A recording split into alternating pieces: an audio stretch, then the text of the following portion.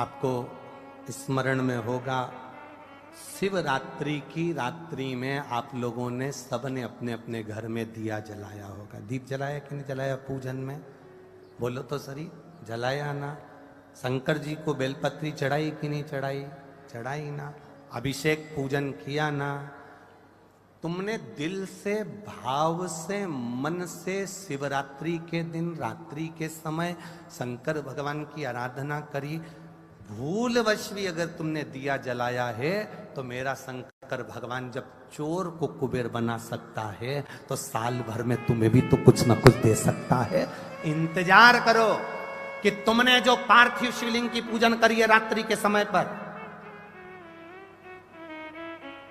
केवल पार्थिव शिवलिंग की पूजन रात को नहीं होती है, पर केवल शिवरात्रि, हरतालिका तीज, छोटी तीज, बड़ी तीज, अन्य जो त्योहार होते हैं, सोमवार की अष्टमी आदि जो उत्सव होते हैं, इसमें शिवरात्रि की रात्रि में, उसका मतलब ही शिवरात्रि है, रात के समय पर आप अभिषेक करो, पूजन करो, अर्चना करो।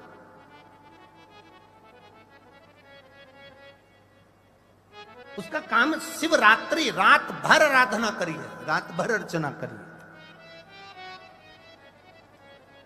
एक बार हमने बहुत पहले 2-3 साल पहले कथा में कहा था कि शिव जी का अभिषेक रात में नहीं होना चाहिए, केवल शिवरात्रि एक ऐसी होती है जिसमें शंकर भगवान का अभिषेक रात्रि को होता है और दिल से करना चाहिए, पूजन दिल से करना चाहिए।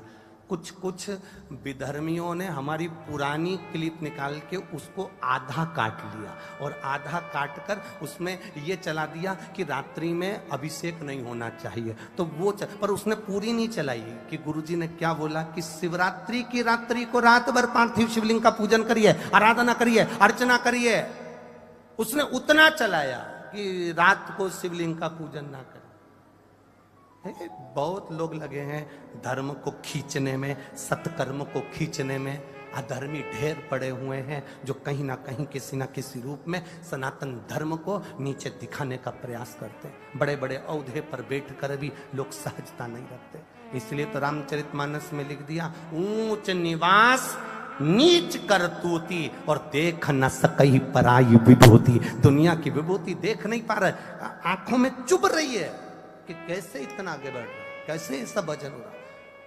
63 करोड़ लोगों ने अभिषेक पूजन कर ली, दुनिया को चुभ रही है 63 करोड़।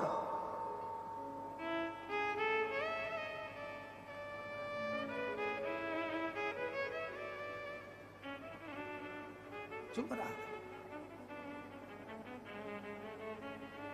और 63 करोड़ लोगों ने जो अभिषेक करा, ये शिव तत्व है, ये शंकर की उदारता, ये करुणा है, ये भगवान की भक्ति। यहां तो कितनी सुंदर बात कही, भूल से भी शंकर का जो गुणगान कर लेता है। एक भील की कथा आती है शिवरात्रि की, आप लोगों ने पढ़ी होगी भील की कथा। पेड़ पे चढ़ गया, हिरण को मारना था, बच्चों का पेट भरना था, मांस चाहिए था, पेड़ पे चढ़ा, पानी की छाजल, अब इधर छाजल जानते कि नहीं जानते हमें नहीं मालूम, कपड़े की बनती थी, मोटे कपड़े की छाजल जिसमें पानी भरा था, ठंडा पानी रहता था, कपड़े की छाजल लेकर ऊपर चढ़ा, पेड़ पे टांग दिया, चढ़ गया ऊपर। हिरण का इंतजार कर रहा है कोई मृग आ जाए, उसको मारूंगा, बच्चों का पेट भरना, बच्चे भूखे।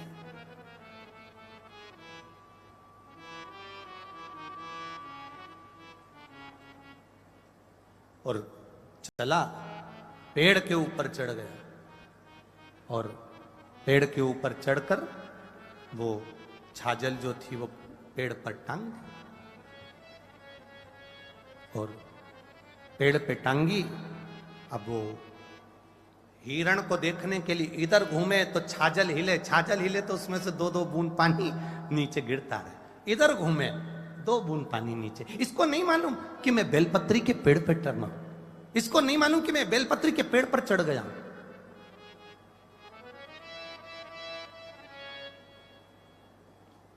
इसको मालूम ही नहीं,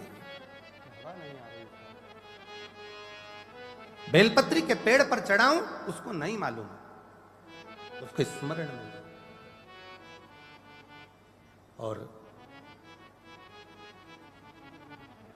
नीचे एक शिवलिंग था, बस ठीक है, नीचे एक शिवलिंग था।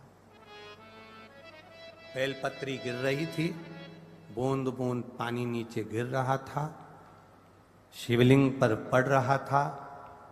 रात्रि के समय पर उसको नहीं मालूम कि शिवरात्रि है और भोले बाबा प्रसन्न होकर प्रकट हो गए। मांग तुझे क्या चाहिए, मैं तुझे क्या दे दूं, बोल।